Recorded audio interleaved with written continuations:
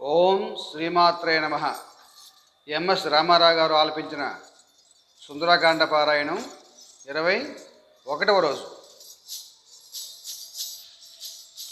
అమ్మా సీత నమ్ముము నన్ను, రాముని దూతగా వచ్చినాడను.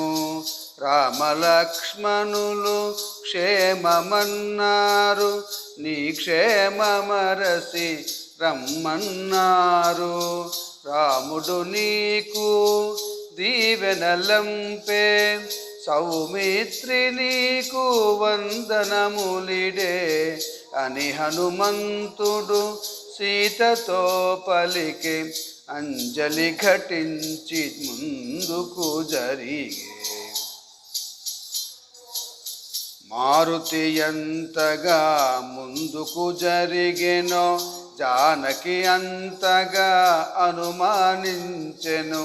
రావణాసురుడే ఈ వానరుడని, కామరూపుడై వచ్చియుండునని, ఆశ్రమమున ఒంటిగనున్న తనను వంచిన సన్యాసి ఈతడని తలవాల్చుకొని భయకంపితయై కటిక నేలపై జానకి తూలే.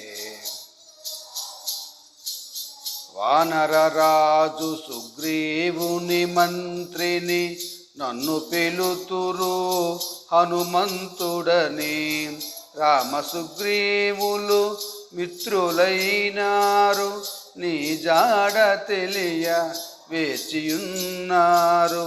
రామలక్ష్మణులు వానర రాజుతో లంక చేరెదరు వానర కోటితో అని హనుమంతుడు సీతతో పలికే.